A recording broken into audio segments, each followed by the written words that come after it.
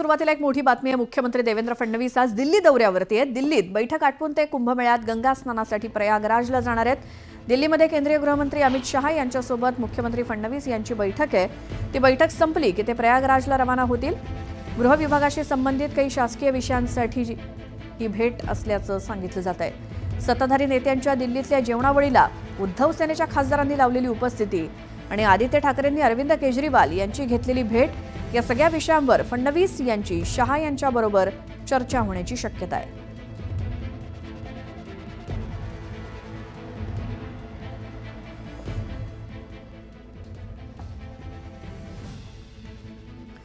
आता पाहूयात बातमीमध्ये अनेक वादळं आली, पण प्रत्येक वादळातही ठाकरेंच्या पाठीशी खंबीर उभा राहिला तो कोकण आणि त्यामुळेच तो शिवसेनेचा बालेकिल्ला बनला।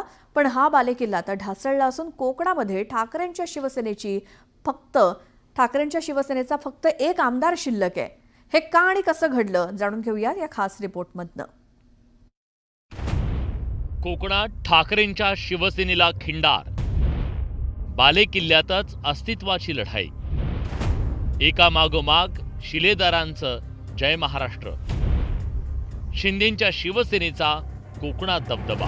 हिंदुस्तान एकमेव हिंदू हृदय सम्राट सरसेनापती महानेता माननीय शिवसेना प्रमुख श्रीमान बाळासाहेब ठाकरे यांचा कोकण शिवसेनेचा बालेकिल्ला। कोकणात बाळासाहेबांनी शिवसेना रुजवली।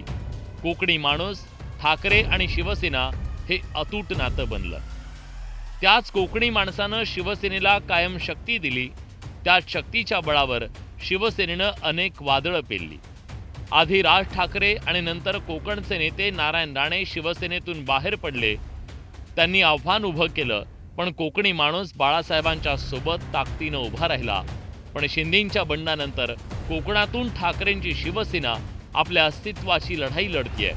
राजन साळवींनी ठाकरेंची साथ सोडल्यानंतर ठाकरेंच्या शिवसेनेची कोकणातली अवस्था दयनीय बनली। 2006चा पराभव तो झाला, पण 2024चा पराभव हा माझ्या कुटुंबाला आणि माझ्या पदाधिकाऱ्यांच्या जिव्हारी लागला। निवडणुकीमध्ये हारजीत होत असते, परंतु त्यावेळेला त्या निवडणुकीच्या याच्यामध्ये शिवसेने ज्यांना आम्ही मोठं केलं, सिंधुदुर्ग जिल्ह्यामध्ये विनायक राऊतना आम्हा सर्व मंडळींनी मतदान करून एकदा दोनदा खासदार बनवलं। त्याच विनायक राऊतनी त्या निवडणुकीमध्ये त्यांचा जिल्हा प्रमुखांनी विलास साळकीचे पदाधिकाऱ्यांनी त्यावेळेला आमच्या भैयाचं काम केलं।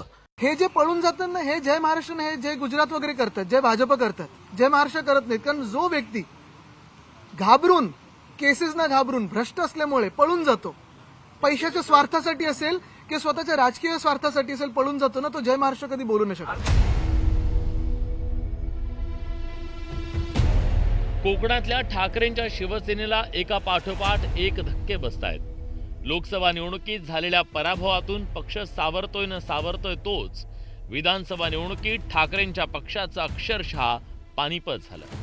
कुडाळमध्ये वैभव नाईकांचा आणि राजापुरात राजन साळवींचा पराभव झाला। 2019च्या विधानसभा निवडणुकीचं चित्र शिवसेनेसाठी अतिशय आशादायक होतं, कारण या निवडणुकीत कोकणानं शिवसेनेला भरभक्कम साथ दिली। तेव्हा भाजपला एक आमदार मिळवता आला, तिथं शिवसेनेचे 6 आमदार होते आणि राष्ट्रवादी काँग्रेसचा 1। 2024च्या विधानसभा निवडणुकीत मात्र ठाकरेंच्या शिवसेनेचं पानिपत झालं। शिंदेंच्या शिवसेनेला 5 जागा मिळाल्या, भाजपला 1, राष्ट्रवादी अजित पवारांच्या पक्षाला 1 आणि शिवसेना उद्धव बाळासाहेब ठाकरेंच्या पक्षाला केवळ एका जागेवर विजय मिळवता आला। पण याच शिवसेनेला 1995च्या विधानसभा निवडणुकीत कोकणानं सर्वोत्तम साथ दिली आणि शिवसेनेनं जोरदार मुसंडी मारली। रायगड, रत्नागिरी आणि सिंधुदुर्ग या 3 जिल्ह्यात शिवसेनेचे 11 आमदार निवडून आले। त्यात नारायण राणेंचा सिंहाचा वाटा होता आणि त्याच बळावर महाराष्ट्रात शिवसेनेचा पहिला मुख्यमंत्रीही बनला होता। नेता म्हणजे गड नव्हे, शिवसैनिक म्हणजे गड। बुरुज हा जो असतो तो सैनिकांचा असतो, त्यावर उभा राहणार आहे म्हणजे तो नव्हे। ते बुरुज बसतायत, शिवसंघटनेचे बुरुज बसतायत, ठाशी आहेत आणि तसे उभे आहेत। खरं तर मुंबई ठाण्यानंतर शिवसेना विस्तारली ती कोकणात। चाकरमान्यांमुळे कोकण अनेक दशकं शिवसेनेचा बालेकिल्ला बनला. पण जे नारायण राणेंना जमलं नाही ते एकनाथ शिंदेंनी करून दाखवत ठाकरेंच्या शिवसेनेला पद्धतशीरपणे खिंडार पाडलं. ठाकरेंच्या शिवसेनेचा बालेकिल्ला ढासळण्यामागची काही प्रमुख कारणं आहेत. गेल्या काही दशकांमध्ये मातोश्रीचा कोकणातला ग्राउंड टच कमी झाला. कोकणाच्या विषयांमध्ये शिवसेनेची धरसोड वृत्ती दिसून आली. शिवसेनेचं जे केडर होतं ते कमकुवत करण्यात त्यांच्या विरोधकांना यश आलं. केडरपेक्षा स्थानिक नेते गेल्या काही दशकात शक्तिशाली बनल्याचं चित्र दिसलं.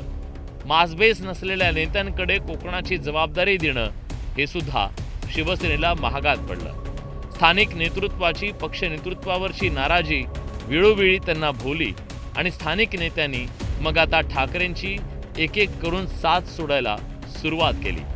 शिंदेंच्या सोबत अनेक जण गेले आणि नेत्यांसोबत कार्यकर्त्यांची फळीसुद्धा गेली. त्यामुळे ठाकरेंची शिवसेना कोकणातून अर्थात आपल्या बालेकिल्ल्यातून खिळखिळी बनली. त्यांना जो किल्ला ढासळताना वाटतोय ना, तो त्यांचा किल्ला कधीच नव्हता. तो वेगवेगळ्या उद्देशाने बांधला गेला होता. आपापल्या विटा आता सगळे घेऊन चालले. त्यांच्या विटा त्याच्यामध्ये काही नाही. या विटा काय राहिल्या असतील ते स्वर्गीय बाळासाहेब ठाकरेंमुळे, जे काही इमोशनल होतात काही गोष्टी, फक्त त्यामुळे. नाहीतर उद्धव ठाकरेंची स्वतःची कुवत नाही पक्ष सांभाळण्याची. सगळ्यात मोठं जर शिवसेनेचं काय नुकसान झालं असेल तर गेल्या 2 दशकामध्ये हळूहळू जिल्हा संपर्क प्रमुख आणि विभागीय संपर्क प्रमुख या पदांना कमी होत गेलेलं महत्त्व, किंवा या पदांना एक अवमूल्यनच झालं या पदांचं. त्यामुळं दुसरी तिसरी फळी उभे राहण्यामध्ये शिवसेनेसमोर खूप मोठ्या अडचणी आल्या. या सगळ्या कारणांमुळे कोकणाच्या मातीत ठाकरेंची शिवसेना आपल्या अस्तित्वाची लढाई लढतीये. हातात आधीच सत्ता नाही आणि समोर फडणवीस आणि शिंदेंसारखे 24 तास राजकारण जगणारे आक्रमक नेते आहेत. अशा वेळी केवळ निवडणुकीच्या प्रचाराच्या काळात कोकणात दिसणाऱ्या ठाकरेंपासून कार्यकर्ते, नेते आणि कोकणी माणूसही दुरावतोय हे नक्की. या सगळ्याचं ठाकरे नक्कीच आत्मचिंतन करतील अशी अपेक्षा आहे. Bureau report, news 18 Lokmat. अजितदादांच्या देवगिरीवरती राष्ट्रवादीच्या बड्या नेत्यांची बैठक. प्रफुल्ल पटेल, सुनील तटकरेंसह धनंजय मुंडेही उपस्थित. बैठकीत तब्बल 2 तास चर्चा. हर्षवर्धन सपकाळ महाराष्ट्र काँग्रेसचे नवे प्रदेशाध्यक्ष, तर विजय वडेट्टीवारांची विधिमंडळ पक्षनेतेपदी नियुक्ती. महाराष्ट्र काँग्रेसमध्ये मोठे बदल. जरांगे पाटलांची पुढची भूमिका आज ठरणार. साखळी उपोषण की मुंबईत आंदोलन याबाबत ठरणार रणनीती. उपमुख्यमंत्री एकनाथ शिंदे आभार दौऱ्याच्या निमित्तानं नाशकात घेणार जाहीर सभा. उबाठावर काय बोलणार याकडे सर्वांचं लक्ष. संतोष देशमुख हत्या प्रकरणातील आरोपी सुदर्शन घुलेची सीआयडी पोलीस कोठडी संपणार. केज कोर्टात होणाऱ्या सुनावणीकडे लक्ष.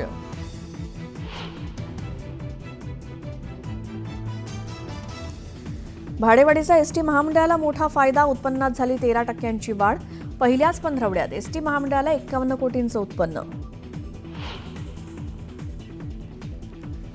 मुंबई पाठोपाठ पुण्यातही प्लास्टर ऑफ पॅरिसच्या मूर्तींवर बंदी. सणांच्या पार्श्वभूमीवर पीओपी मूर्ती बनवल्यास होणार कारवाई.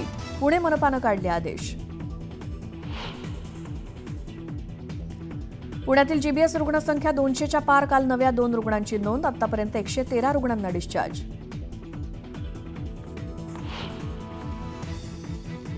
मुख्यमंत्री बिरेन सिंह यांच्या राजीनाम्यानंतर मणिपूरमध्ये राष्ट्रपती राजवट लागू. राजकीय अस्थिरतेनंतर केंद्र सरकारचा निर्णय.